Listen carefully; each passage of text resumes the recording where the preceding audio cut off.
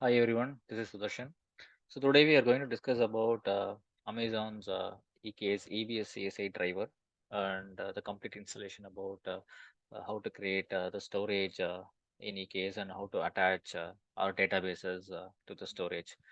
Since databases are stateful applications, so we required a separate storage for it. So today we are going to see about how to install the EBS CSI driver and how to use it. Okay, before moving to it, let us discuss about how the EBS works inside the EBS CSI drivers works inside. Okay, so usually in EKS, we'll be having a master node. Okay, and we'll be having worker nodes.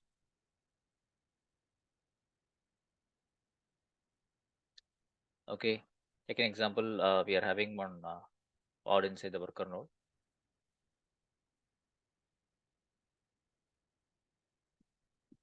Okay, so on top of the pod, we'll be having the containers.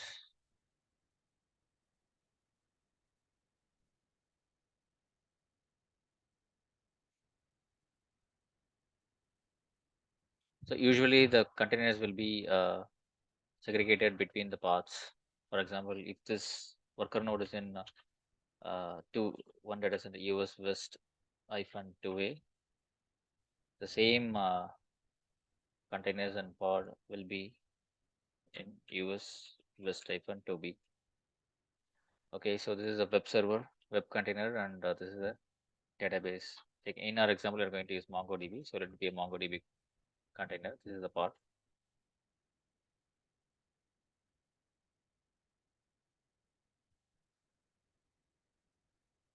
Okay, so we all know that the containers communicate with other environments or other containers using services. Okay, so for web, we'll be having a separate web service in Kubernetes, and for DB, we'll be having a separate DB service in Kubernetes. Like I'll mention web SVC and DB SVC.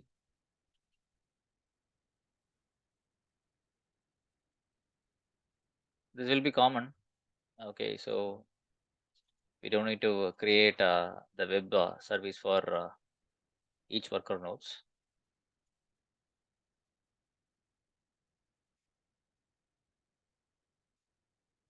So these are just replicas. These containers are just replicas. The service will be a single service. Okay.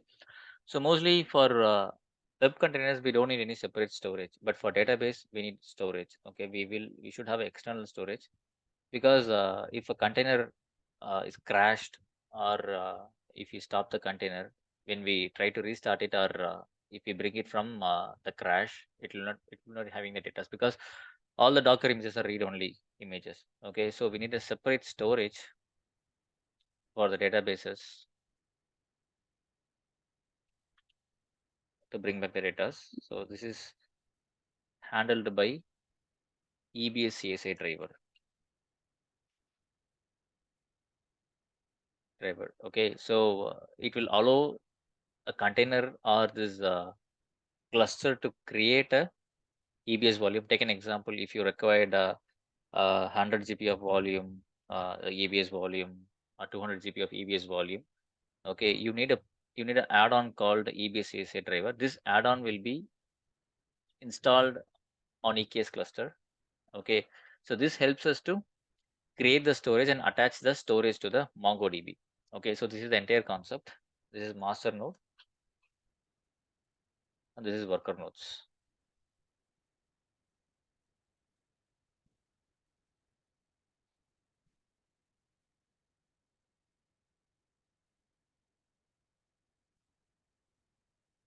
Okay, so this is the concept. So we need an EBS CSI driver to create the storage and attach the storage to the databases. Okay, so we'll go to the demo.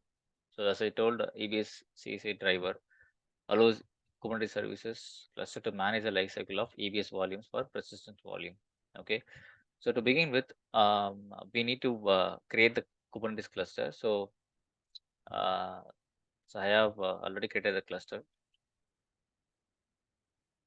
So just a second.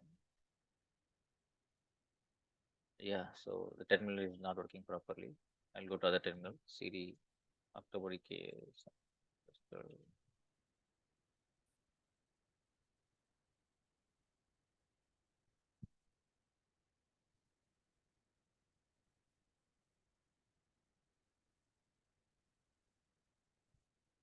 Dev. Yeah, so here I'm having all the codes. So let me export my credentials. Export AWS underscore profile equal to stage. This is my hard coded credentials, and I'm going to connect my cluster. AWS EKS update hyphen kube config hyphen region US hyphen west hyphen 2 hyphen name dev cluster. Actually, I have already created the cluster. I'm just connecting to it. This is my cluster, which is already ready, and I have two worker nodes in the cluster. Same how I have mentioned in the diagram. One master node and two worker nodes. So here we are going to add the EBS CSI driver add-on. Then we are going to create the storage out of it.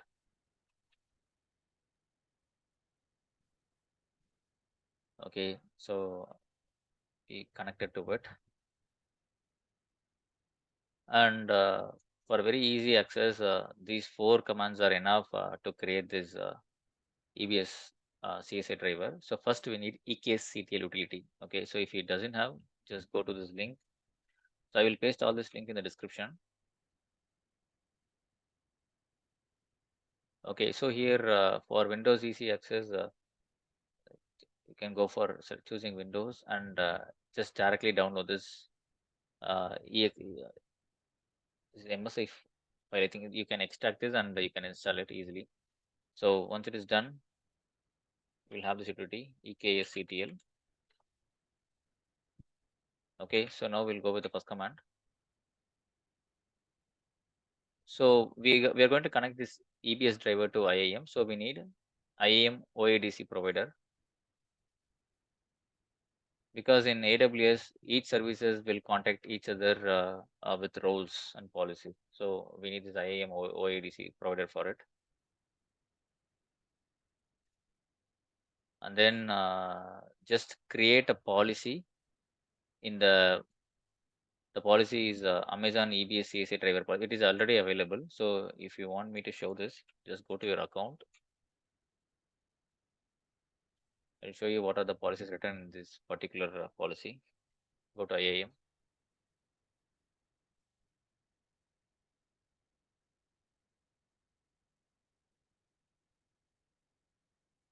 Policies,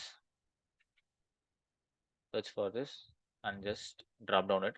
So if you see, it is having the rule for creating snapshot, attaching volumes, and everything mostly related to the volumes and snapshot. So this allows the EBS CSI driver to create the volume and bind it to the EBS storage. Okay, so we are going to attach this to a role name called Amazon EKS EBS CSI driver role. Just do it.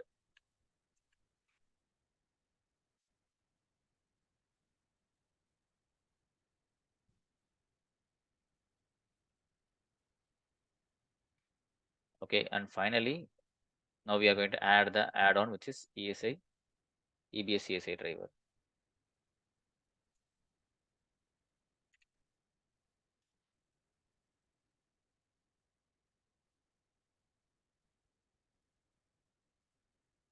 Okay, so while you're executing this command, make sure that you are giving your right cluster name. Okay, mine is dev cluster. Okay, so just give the right cluster name. Okay, so it is started creating the EBS CSI driver. So just give the command kubectl get pod hyphen namespace will first search in default. I hope it will be creating in default.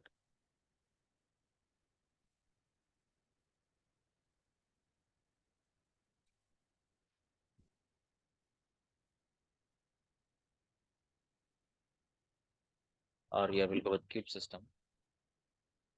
If it is not in default, then it will be definitely in kube-system. Yeah, see, Now we are having those containers, which is CSI controller and the CSI nodes. Okay, and make sure that everything is up and running fine. Okay, and also you can go with so now we can create the volumes, and let us see whether we can attach it to the EKS cluster. So let me go to a folder called multi-tier. I have my code here. In multi-tier, the first YAML file we are going to execute is storage class. So in the storage class, so we mentioned about the storage name and what type of storage EBS volume we are going to use. In Amazon, we are having 5 types of EBS volumes: general purpose, provisioned, throughput optimized, cold HDD, and magnetic. So GPT is general purpose. Okay, this is the cheap and best SSD hard disk. So that is what I'm choosing. Okay, first we'll execute this kubectl apply -f storage class. So what type of storage I'm going to use? Okay, and then we are going to add the persistent volume and what is the size of the storage I need it. So the size we will mention in the persistent volume. Okay, so here you give all the proper your namespace and the storage class name, which is data store, which has been created previous to it. Okay, so now we'll create pvc.yaml. Okay, I'm using a tool called Lens. So it is a UI model for my Kubernetes stuffs. So here it will be very easy for us to monitor what is happening in our with our paths. Just connect it to your dev cluster. If you know commands, now you can just put your kubectl get pvc and your namespace. So yeah, so go to your in left panel you'll have the persistence volume. So it is pending. Let us wait until it's get binded.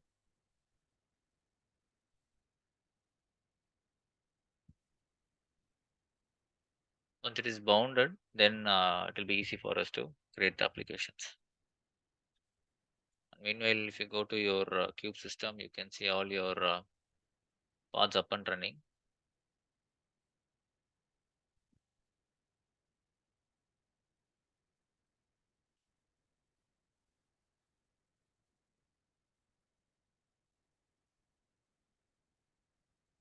Dev project PVC. Okay, I think it is having some permission issues. Yeah, internal code, create volume, could not create. Yeah, it's having some problem. So let me refresh this with the refreshment command. And having the command my mail, or I'll try to get it from the history.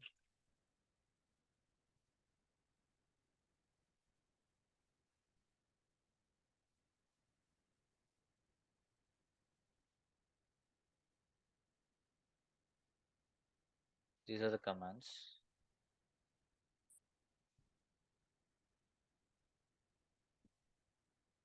We'll recreate it once. And the second command.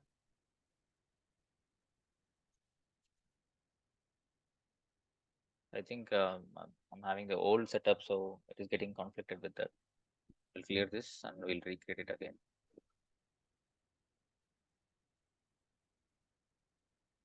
Okay, again we'll create from OIDC provider.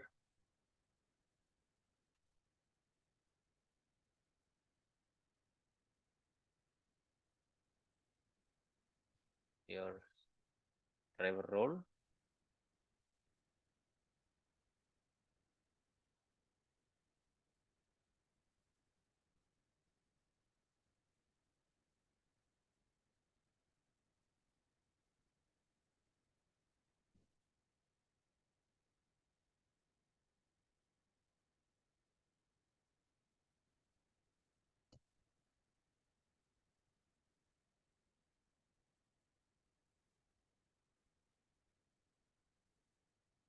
So yeah, now only it is properly provisioning it. So, and finally, the final add-on command. Yeah, this is the one.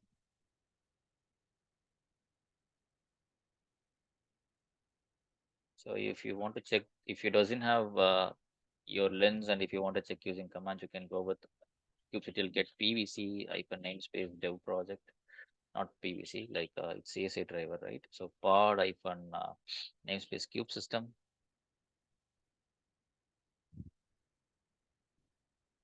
So we'll wait for this to go 6 out of 6.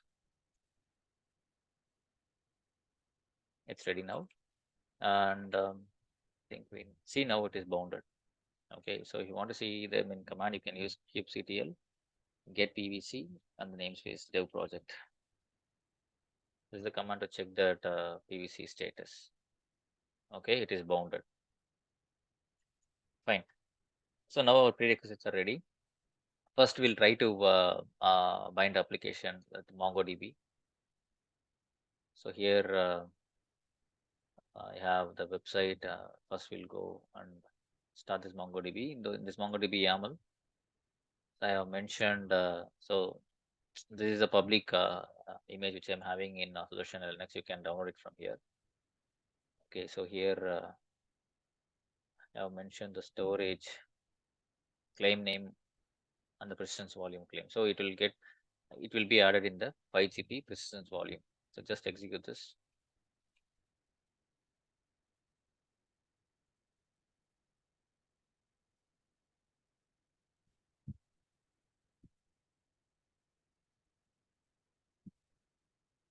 Okay, and finally I have a simple deployment set for a web container. So here I'm using an ingress. So it's better I'll start this ingress first. Let me go out. So I have my ingress file here, kubectl play hyphen f new ingress.yaml.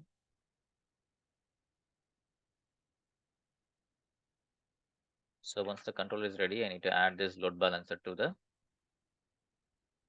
Route 53.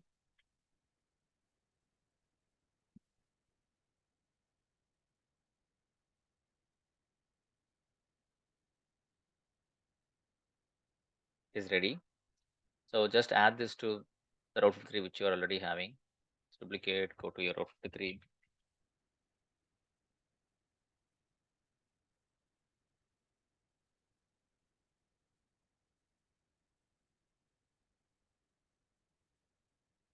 So this is the domain which is currently active for me. Is balatech.tk, and let me edit this and add the new load balancer created from my ingress controller. So in my upcoming videos, I'll explain what is ingress controller and path-based routing to it, and also I'll add complete CI/CD for this deployment using Jenkins. Okay, so I have added my load balancer to this domain. So since I have added, right, in my web container, I just mentioned my domain is balatech.tk. So I need to connect this load balancer to this balatech.tk in Route 53. Okay, so now go back to your folder multi-tire, and now we are good to start this web container. So kubectl. So totally 5 different YAML files we executed. The first YAML file is storage class. The second one is PVC. The third one is MongoDB, and the fourth one is ingress controller, and the fifth one is ingress file, which is under web container.yaml. So this is having my front-end Java application.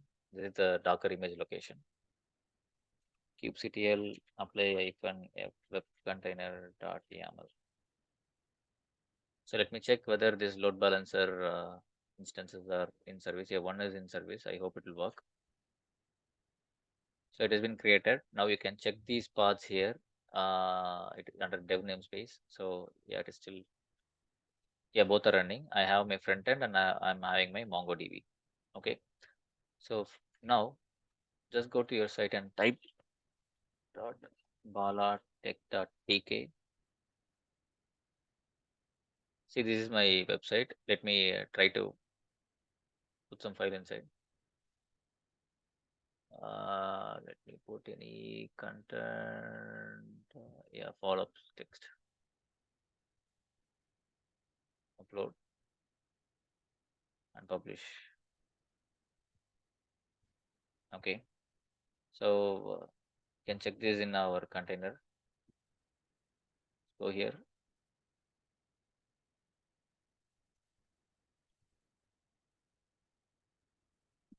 What shell?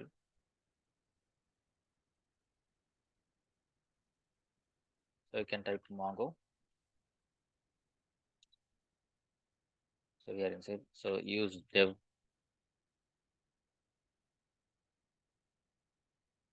and I have one more command to check it. So let me get the command. So the command is db.nodes.find. See, the file which I have uploaded, it is showing here, and we'll try to upload another file. Choose file, and let me like hp text upload publish.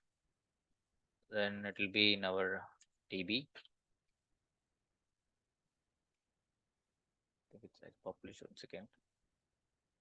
I think it's taking some time. Let me open a small file. Yeah, to kb. Open, upload, publish. Okay. So now db nodes. See, I have the two contents here. Okay. So the db is storing them in a EBS volume. So now we'll try to crash this db. Okay. So let me try to delete this one. Okay, I'm getting a new db. It crashed and coming back. Then let us see whether it is having the two contents inside.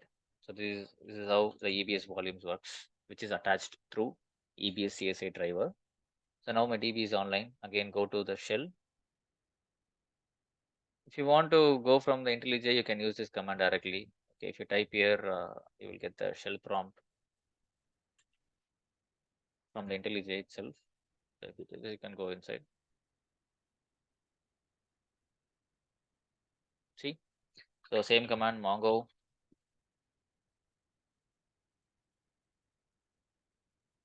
and use dev. The last one, which is here.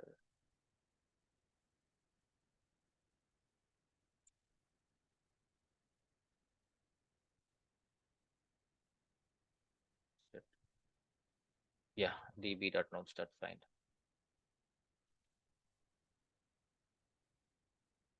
See, you are still having the two concerns inside. Okay, this is how the ebs-csi driver works. And I will upload all the related links to this YouTube. And thanks everyone.